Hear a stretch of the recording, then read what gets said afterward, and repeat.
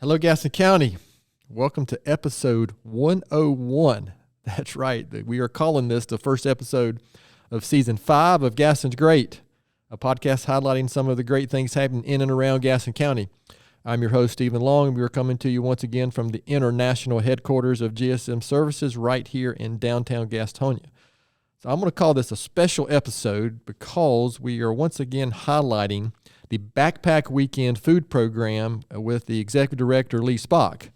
But we originally highlighted this program way back on episode 5. But another reason this is a special episode is that Leigh was actually on the very first episode, 100 episodes ago, in her previous life with the United Way. So I'm looking forward to the discussion. But Leigh, it's great to have you on, and welcome back to the podcast. Well, thank you for having me. I really appreciate it. I'm glad to be here. Absolutely. So, as usual, we're going to get right to it. But first, we're not going to let you off the hook. So, if somebody wants to, maybe somebody can go back and to episode 1 and see if any of these answers are the same. Okay. But first, just Leigh, tell us a little bit about yourself. Then we'll get into the organization. But maybe start with that. Anything you want to share, and then how did you end up where you are with the organization? So I've been in Gaston County for 18 years now, and as I famously say, I got drug across the river by my husband, Leigh Spach. I was born and raised in Charlotte. I was very content there, and he came over and found me, and here I am. Good for us. Yes. Well, thank you. I appreciate it. But anyway, I've been in the nonprofit world for about 16 years. Before that, I was in commercial real estate. And when I moved to Gaston County, I had an opportunity to start working with the Alliance for Children and Youth, which I did for about 7 years on a part-time basis because I still had all the kids home. Then to United Way, as you said, and I was there for 10 years. And here I am at the Backpack Weekend Food Program. Wasn't really looking for the position. I was approached by Carolyn Niemeyer to see if I would have an interest. I thought it sounded like a great opportunity and career advancement for me, so here I am, and I'm very happy to be in the program. I have 3 children, a bonus son, as I call him, Adam, and William and Melissa. Melissa just got married this past Saturday, so I'm still trying to come down off that high and get back into reality. Yeah, I haven't dealt with that yet, but maybe one day we will. Oh, now you got 2 college graduates. You never know. Absolutely. So that's a little bit about my story. Okay, so I appreciate you sharing that. And so let's get into the Backpack Weekend Food Program. So what is the mission? What is it that you're trying to say or maybe accomplish on a week-to-week basis? And just there may be some listeners who may not be familiar with the organization. So just kind of get into anything and everything that you'd like to share that you think might be good for our listeners to hear. Well, our mission is to provide nutritionally balanced meals over the weekend for students that would otherwise go hungry within the Gaston County school system. And I would like to emphasize meals because there are other programs out there that provide snacks for children. These are nutritionally balanced meals. We work very closely with Caramount Health and their nutritionists to make sure that they are nutritionally balanced for an elementary age student, a middle school student, and a high school student. As you can imagine, after having high school students, they eat a lot more than different for sure. Yep. Yes, an elementary student would. So the meals provide breakfast, snacks, proteins, vegetables, fruits, milk. It's all across the gamut, so these kids have good food. And studies have showed us that if a child comes to school hungry, they are not going to learn. They're going to be distracted. They're going to distract the classroom. Their grades are affected. Their attendance is affected. And the surveys that we get back from the social workers and the teachers at the end of the school year show a progression of improvement in most of these children. Now, we're not going to be able to make a difference in everyone, but I just can't imagine a child being hungry over the school year. We started in 2011. Carolyn Niemeyer founded the program, I think, as most people in this community probably do know. We just had our first pull order day yesterday, and that is our day where we go into the warehouse and literally pull the orders for our partners to pick up. We are in 45 schools, and we have 45 partners, which equates to about 500 volunteers, if you can believe that. So this program is very dependent upon our volunteers. So I wonder, going back to 2011, the first time that a child was served to now, when you talk about 500 volunteers and 45 schools, I wonder what do you know what it was like that first few times, that how many kids was it a single school? How did it start? You know, compared to, because I mean, 500 volunteers, I can imagine it was quite a little bit different now than it was back in 2011. Well, it started, Carolyn gave opportunity for all schools to be a part of it. And it actually started in her daughter's bedroom. She called her daughter's twin beds her desk in her office, which is funny. That's typical probably for stuff like this. Absolutely. And she hand wrote every ticket. We now have a database. And I believe that Carolyn, and don't hold me to this, but I do believe that she said there were about 50 students the first year that they did this. Okay. Last year we served 900. Okay. And yesterday we pulled orders for 662 students, and that number will continue to increase over this year. Wow. Okay. So yeah, that's a significant increase to say the least. And often I think I say this a lot of the episodes that we've had on is things like this often start with an individual or a few people who have a vision, or they see a need in the community and they say, okay, why not me, right? Why not us to go solve some problem? And that's ultimately probably how a lot of organizations that do such good work around not just our community, but any community, that's kind of how they get started. Can you talk about some, I'm not sure initiative is the right word, but maybe describe the life in the month, in a month or a week at the the Backpack Weekend Food Program. So what's going on? You talk about 500 volunteers, just initiatives, maybe even, I know there's some events maybe that you guys are involved with and have each year. So just maybe, can you talk a little bit about that? Yeah, sure. I'd love to. So I mentioned we had our first pull order day yesterday. So the life in the day and the month of the Backpack Weekend Food Program. Summers are our time off, so to speak. Sure. Ha ha. But that's our time to regroup and organize and get ready for the next school year. We work with, as I said, the nutritionists as the first step. Then our next step is U.S. Foods. We are able to buy under Caramont's umbrella through U.S. Foods at a discounted rate. If that weren't the case, I don't know if Backpack would exist. Okay. I don't know if y'all have noticed, but food prices have gotten a little high. Yes. So we work with U.S. Foods. We have 3 different menus. Menu 1 and Menu 2 are simply for variety, so you don't get tired of eating the same thing. Menu 3 is for our long weekends. So once those menus are established and the food orders are placed each month, we go into the warehouse, the food's delivered.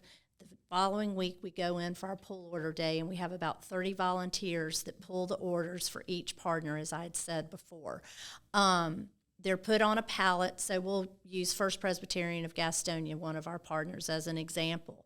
All of their food for Greer and Ashbrook is put together, and their designated volunteer picks it up, takes it back to the church, organizes it however it works best for them, and they deliver the food every Thursday to the school that they're designated to deliver to. So the church really takes over after the pull order day. Part of my responsibilities is finding money for this program to work. We have no state funding. We have no federal funding. We are totally reliant on grants and community support. And I will say that Gaston County has been a wonderful support for this community. I think Gaston County is behind this program. I think everyone understands that children should not go hungry, and it is not their fault that they are in the situation they're in.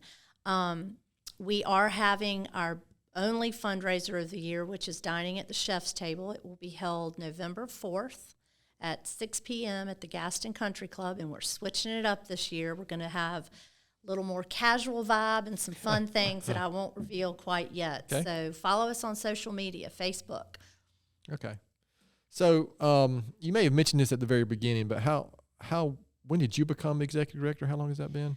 It's been 1.5 years, just about. Oh, wow. Okay. So I'm still new. I'm trying to figure some of it out. But still, time does kind of go by pretty fast. So looking back at that 1.5 years, can you, something that I think our listeners like to hear about is can you think of something specific, an anecdotal story that you've seen or heard from a school, a teacher, a church, maybe just something that you can share of, wow, this is the impact. This describes the impact that we are trying to make, and then anything that you can share like that, a success story or something. Does that make sense? Absolutely. I've actually got two. Last year, when we got surveys back, so this would have been May of 2022, the one that hit me the most was a mother that wrote in to thank us for the program, because she told us because of the Backpack Weekend food program, she was able to pay her rent, buy the meds that her child needed, which were important ones, and pay the utilities, keep a roof over her head, and provide food during the week, all because she didn't have to worry about buying food on the weekend. Right. I mean, things as simple as she listed underwear, socks, toothpaste. I mean, basic needs, y'all. So that really touched me. It touches me now. So I know she's not the only parent that feels that way. Another one that touched me was a teacher sent in this past year, a student that the first day of school came to school dirty, like filthy, dirty hair, dirty clothes. They have a laundry facility on the site, so they were able to wash the clothes and give the child clean clothes. They immediately signed this child up for the Backpack Weekend food program, and as the school year progressed, her attendance improved, her grades improved, her attitude improved. I'm saying her. I don't know if it was her, because we don't know if it's boy, girl, or who the student is, but that student really thrived because of the program. They were happy to come to school, especially on Thursdays, because they knew that they were going to get that bag to go home for the weekend. So we're making a difference. So this might be a silly statement, but it is, to make sure our listeners understand, somebody might not be familiar with it, it's self-evident in the name, I think, but it's literally providing food for the weekends when the kids aren't at school. So in theory, some of these kids are being fed Monday through Friday, and you mentioned it could be long weekends, of course, or teacher work days or whatever, where they are missing maybe school, but it's just literally providing nutrition for children through the weekend. And I'm assuming the backpack thing is just because it's either in bags or they're provided backpacks or they're filling their backpack to take it home. I mean, correct. Right? That seems silly to bring that, but sometimes I make assumptions that I shouldn't make about organizations and what people know about them, because I'm through you and my involvement in the community. I mean, I'm exposed to these things all the time. So yeah, is there something in the last year and a half you're most proud of accomplishing since you've been with the organization? Or did you just tell us two things? Well, those are success stories from the program, not really my success, I don't guess. So one of the things that was a real challenge for me and completely outside of my wheelhouse and still is completely outside of it, the database that we currently have is housed at Caramont and run by a volunteer at Caramont. Okay. The program has to have this database. It completes the menus that I spoke about earlier. It creates invoicing. I mean, it is an absolute necessity.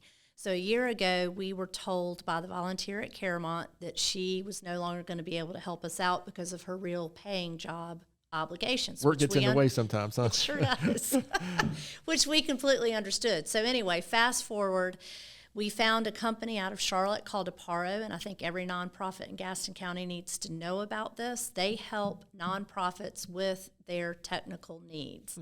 We paid a $250 fee. They put together a volunteer team of experts that could help us come up with the database that we needed. This has been a 1.5 year long process. It was a very expensive process, so my challenge was to find money to pay for the database, which I have successfully done, I will say, and that is in part thanks to Gaston County community supporting us. The database is being built as we speak. It should be up and running, in theory, by November. Okay. So we'll run both databases side by side to make sure that the new one is working correctly, and if there are tweaks that need to be made, it will, but the old one will continue to work so that the children will continue to get the food. But I feel pretty proud about that. Oh, wow, that's good. So you said Aparo? Aparo. How do you spell that? Apprao, I think. I'm the world's worst speller. Okay, that's interesting. That was something I have not not familiar with. Yep. CAM also used them Okay. for a database that they had and had great success as well. So it's a great thing to know. All right. No, that's good. Yeah, I mean, obviously limited staffs and small organizations doing big things. So, we like to hear when organizations are maximizing, the volunteer work and who we're serving, who's being served, as opposed to spending a lot of money on administrative stuff like that, right? So we've outgrown Carolyn Niemeyer's twin beds and handwritten tickets. Absolutely. I completely understand. So, it's good to hear the things that are happening with you and what you're doing, Leigh. So, looking ahead, right, that big question is, what do you foresee the next 5 to 10 years with the organization or sooner? That's kind of that classic question, but I don't know, things seem to change so fast. I'm not sure 5 or 10 years is a good question any longer because, sometimes it's 6 months, things are so different. But, I mean, what do you see, down the road for, the Backpack Weekend Food Program? I personally would like to try to figure out a way that we could collaborate and work together with some of the organizations in Gaston County to see what we could do about providing food during the summer. I've had some conversations with the YMCA because we do not run our program in the summer because we don't know where the kids are. We don't have a way to find them and get to them. And I know that the Y and the Boys and Girls Club both have programs to help provide food. So I would like to see if there's a way for us to maybe, use the Backpack Weekend Food Program resources to help them. Don't know exactly what that looks like yet. Like I said, I've had some conversations. The other thing is, maybe in 5 years I'd like to be out of business because kids won't be hungry anymore. But I don't think that's the reality. So just making sure that the program is financially stable and viable and still needed. We've had conversations with Gaston County schools recently. I met with the interim, Steve Laws. As it turns out, he was a volunteer for the program years ago, so he assures me it is needed and is vital, as did Jeff Booker. So I think those relationship building skills with the community and especially Caremont Health and the school system are vital. Okay. Well, good. I mean, that's, like so many people we've talked to the last 2.5 years, it would be nice one day if some of these organizations are not needed. Yes. But as you said, I'm afraid that's probably not going to be the case. You know what? In the summer, that's a good point, right? I mean, kids are still hungry. They just don't have access to the school, right? Like they do during the week, especially. So that's interesting. But I appreciate that. Again, thinking a little outside the box over what you guys have been doing traditionally. So if someone called up today and said, Leigh, what's the greatest need right now for the organization, in the short term? Is it volunteers, or if you have 500, is that kind of settled for the 45 schools that you have at the moment? Is there anything specific or just donations, or what is the greatest need that you have at the moment?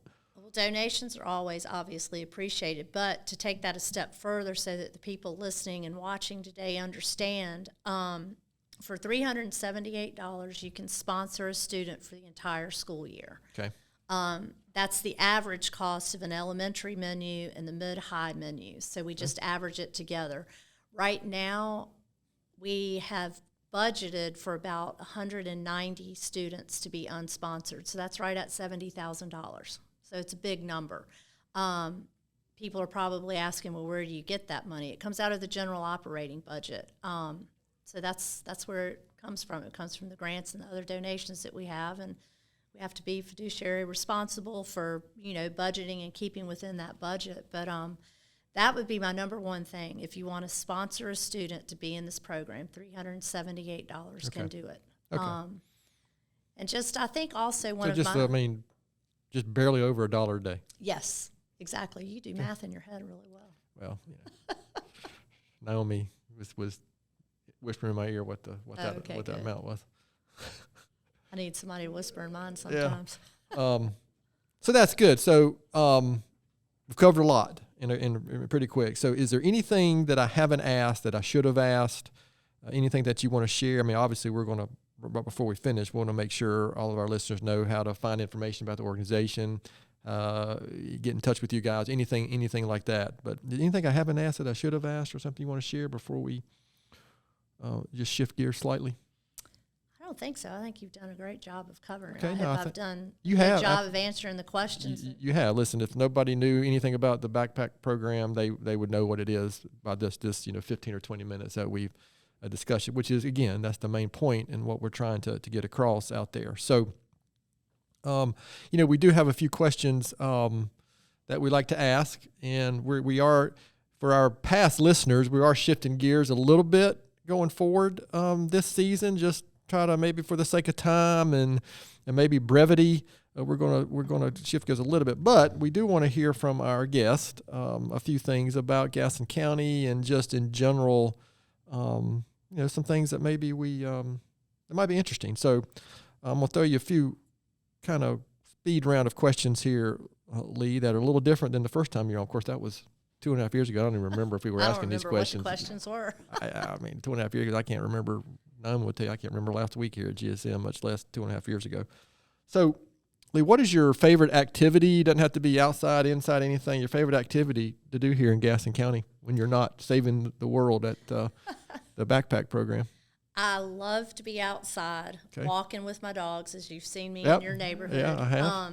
Like to switch it up and go on the trail out at the Warlick YMCA. I also like to do the Thread Trail down in Belmont. So if I'm outside being active, I'm happy and just absolutely love it. There's so much great things to do in Gaston County outside. Yeah, the whole Go Outside campaign, yes, that's actually really is legitimate. And the trail system is actually, when we had the Carolina Thread Trail on, I was shocked just in Gaston County how many miles of paths and trails we have here that are mostly somewhat interconnected. Some of them are not, but man, there's no excuse not to go out and do some hiking and walking and running and exercise on all the trail system that we have here. And I think that's the one thing too, is people need to know Gaston County is really a great place to be. Oh yeah, it truly is. Absolutely. It gets bad reputation, but I'm not sure I asked this question or not, but I'm going to ask it today. What is something very few people know about you?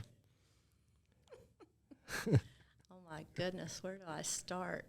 Very few people know about me. Well, let's see, we'll just be honest.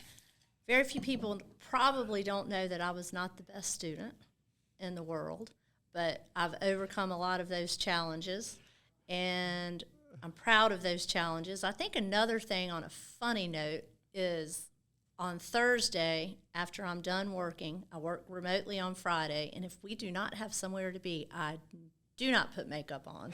And I stay in my workout clothes all weekend. If That's you see funny. me in the grocery store, you're going to see me as I am. Oh, that's funny. But you did marry a Wolfpacker, so. Yeah, I don't know why I did that. That was a mistake. That might be your greatest. Only college choice. Best man in the world. That might be your greatest achievement there, Leigh, as far as I'm concerned. Could be. I understand your scoreboard got struck by lightning. Yeah, but those electrical engineers at NC State fixed it before the rain delay was over. So excellent. So there you go. We can fix things and break things. So how about, is there a book or blog or article or something? It can be anything that you've read. I used to say recent, but it doesn't have to be recent, actually, because I share some of the books I share are super old books. But anything you might share for our listeners that might be worth them taking a look at? Absolutely, and all of my friends are going to laugh because they already know what I'm going to say. The book that I read about 1.5 years ago called The Last Green Valley. If you have not read it, you have to read it. Okay. It is the best story. It is a non-fictional book based on a family that ends up, I'm not going to tell you too much more. Anyway, no it's spoilers, a World War, please. yes, Yeah. It's a World War II. Okay. That will really grip your heartstrings. Faith is involved. It's an incredible book. Yeah, I love books about that time period. I mean, obviously, most of what I read is probably specifically about something going on in World War II, because I just finished one about an event in the Pacific theater. But I love that time period, and just so many things were going on and happening. So I appreciate that. Yeah, I'm always looking for my next book to put on my shelf that I might get to. I think so. And I think the other just word of advice for everybody out there, don't let anybody ever tell you can't do something, because you know what? You can do it. I think you just answered my very last question, but I'll ask you again here in a second. But so I like those couple of questions here. But Yeah, this is a big question I like to ask, and you've kind of already shared a couple things, so you might just have to repeat yourself a little bit. But besides the Backpack Weekend food program, Leigh, why would you say Gaston County is such a great place? I think the people.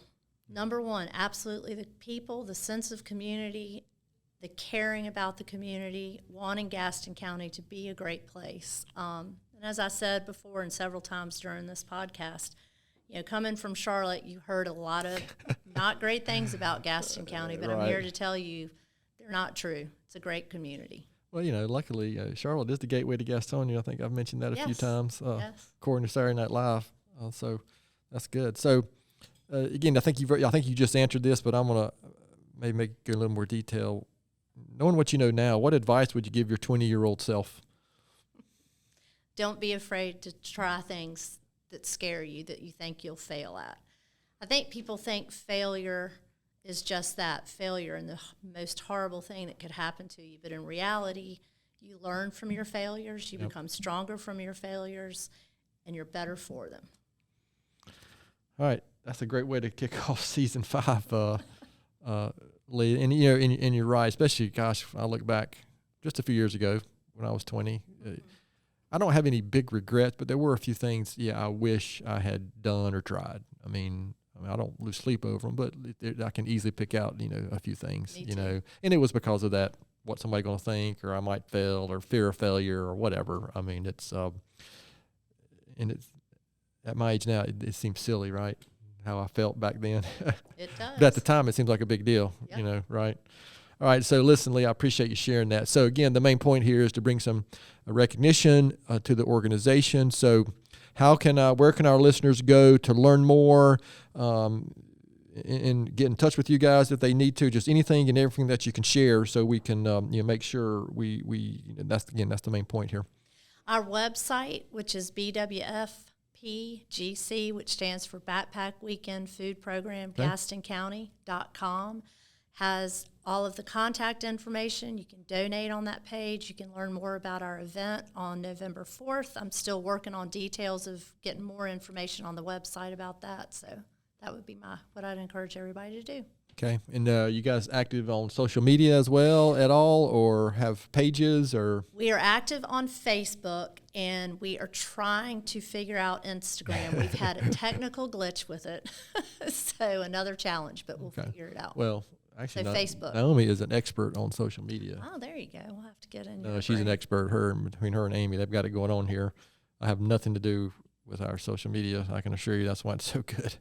I can assure you that's why ours needs work, because I am involved. Yeah, well, there may be, there's resources out there like these guys that could help you if needed as well. So, any last words of wisdom, Leigh, before we wrap this episode up? I appreciate greatly your time this morning.